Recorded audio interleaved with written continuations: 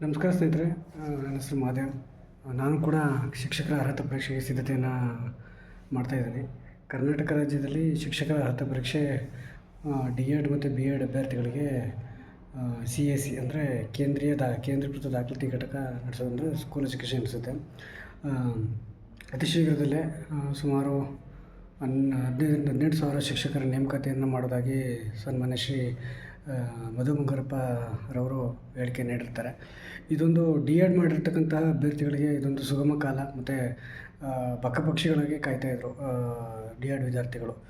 ಅತ್ಯಂತ ಅಂದರೆ ಬರೀ ಕೇವಲ ಶಿಕ್ಷಕರಾಗಬೇಕು ಅನ್ನೋ ಕನಸನ್ನು ಹೊತ್ಕೊಂಡಿರ್ತಕ್ಕಂತಹ ಅಭ್ಯರ್ಥಿಗಳಿಗೆ ಇದೊಂದು ಸುವರ್ಣ ಅವಕಾಶ ಅಂತ ಹೇಳ್ಬೋದು. ಕರ್ನಾಟಕ ರಾಜ್ಯದಲ್ಲಿ ಶಿಕ್ಷಕರ ಅರ್ಹತಾ ಪರೀಕ್ಷೆಗೆ ಸಂಬಂಧಪಟ್ಟಂತಹ ಕೆಲವೊಂದು ಪಠ್ಯವಸ್ತುವನ್ನು ನಾನು ಹೇಳೋದಕ್ಕೆ ಇಷ್ಟಪಡ್ತೀನಿ.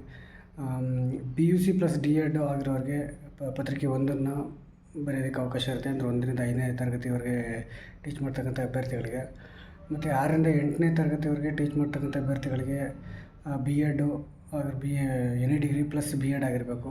ಮತ್ತು ಡಿಗ್ರಿ ಪ್ಲಸ್ D.Ed ಆಗಿರೋರು ಕೂಡ 2ನೇ ಪತ್ರಿಕೆ ಬರೆಯೋದಕ್ಕೆ ಎಲಿಜಿಬಲ್ ಆಗಿರ್ತಾರೆ. ಸ್ನೇಹಿತರೆ, ಮೂಲತಃ ಕರ್ನಾಟಕ ರಾಜ್ಯದಲ್ಲಿ ಶಿಕ್ಷಕರ ಕೊರತೆ ಎದ್ದು ಕಾಣ್ತಾ ಇದ್ದು ಮಧು ಬಂಗಾರಪ್ಪರವರು ಅತ್ಯಂತ ತ್ವರಿತಗತಿಯಲ್ಲಿ ಅಂದರೆ ರ್ಯಾಪಿಡಾಗಿ ಶಿಕ್ಷಕರ ನೇಮಕಾತಿಯನ್ನು ಮಾಡಬೇಕು ಅಂತ ಅಂದ್ಬಿಟ್ಟು ಈಗಾಗಲೇ ಕ್ರಮವನ್ನು ಕೈಗೊಂಡಿರ್ತಾರೆ. ಅದಕ್ಕೆ ಪರ್ಯಾಯವಾಗಿ ನನ್ನ ಒಂದು ಸಣ್ಣ ಪ್ರಯತ್ನ ಇದು. ನಾನು ಕಲಿತಾಗುತ್ತೆ ಮತ್ತು ಬೇರೆಯವರು ಕೂಡ ಅನುಕೂಲ ಆಗಲಿ ಅಂತ ಅಂದ್ಬಿಟ್ಟು ಒಂದು ವಿಡಿಯೋನ ಮಾಡೋದಕ್ಕೆ ಇಷ್ಟಪಡ್ತೀನಿ.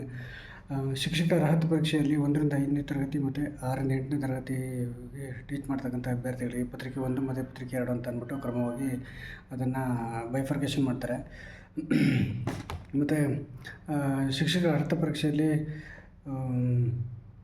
ಪತ್ರಿಕೆ 1ರಲ್ಲಿ ಕನ್ನಡ, ಇಂಗ್ಲೀಷು, ಮ್ಯಾಥಮೆಟಿಕ್ಸು, EVS ಮತ್ತು ಸೈಕಾಲಜಿ ಸಾಮಾನ್ಯವಾಗಿರುತ್ತೆ. ಅದೇ ರೀತಿ ಪತ್ರಿಕೆ 2ರಲ್ಲಿ ಕನ್ನಡ, ಇಂಗ್ಲೀಷು, ಮ್ಯಾಥಮೆಟಿಕ್ಸು ಮತ್ತು ಸೈನ್ಸು ಮತ್ತು ಸೋಷಿಯಲ್ ಸೈನ್ಸು. ಈಗ ಸೈನ್ಸ್ ಮೆಥಡವ್ರಿಗೆ ಸೈನ್ಸು ಮತ್ತು ಸೋಷಿಯಲ್ ಮೆಥಡವ್ರಿಗೆ ಸೋಷಿಯಲ್ ಆಗಿ ಇರುತ್ತೆ.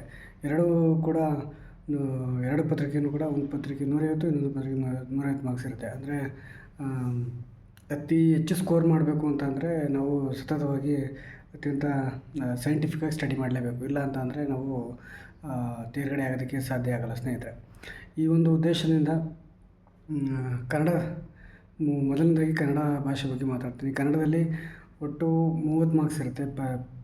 ಪ್ಯಾಸೇಜ್ ಇರುತ್ತೆ. ಅಂದರೆ ಪ್ರೋಸು ಗದ್ಯ ಭಾಗದ ಪ್ಯಾಸೇಜು ಮತ್ತು ಪದ್ಯ ಭಾಗದ ಪ್ಯಾಸೇಜ್ 2ರಿಂದ 15 ಮಾರ್ಕ್ಸ್ ಇರುತ್ತೆ. ಮತ್ತು ಮತ್ತು ಪ್ಲಸ್ 15 ಉಳಿದಿದ್ದು ಗ್ರಾಮರ್ಗೆ ಸಂಬಂಧಪಟ್ಟಾಗಿರುತ್ತೆ. ಮತ್ತು ಕನ್ನಡ ಬೋಧನಾ ವಿಧಾನಕ್ಕೆ ಸಂಬಂಧಪಟ್ಟಾಗಿರುತ್ತೆ.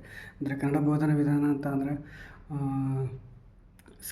ಲ್ಯಾಂಗ್ವೇಜ್ ಸ್ಕಿಲ್ಸ್ ಆಗಿರ್ಬೋದು, ಮತ್ತು ಕನ್ನಡ ಭಾಷೆ ಕಲಿಕೆಗೆ ಬೇಕಾದಂತಹ ಮನೋವೈಜ್ಞಾನಿಕ ಅಂಶಗಳಾಗಿರ್ಬೋದು, ಮತ್ತು ಈ ರೀತಿ ಸ್ಕಿಲ್ಸು ಬೇಸಿಕಲಿ ಸ್ಕಿಲ್ ಬಗ್ಗೆನೂ ಚೆನ್ನಾಗಿ ಗೊತ್ತಿರಬೇಕು. LSRW ಭಾಷೆಯನ್ನು, ಕನ್ನಡ ಮತ್ತು ಇಂಗ್ಲೀಷ್ ಭಾಷೆಯನ್ನು ಒಂದು ಪ್ಯಾರಲಲ್ಲಿ ಎರಡನ್ನೂ ಒಟ್ಟಿಗೆ ಓದ್ಕೊಂಡಾಗ ನಮಗೆ ಅತ್ಯಂತ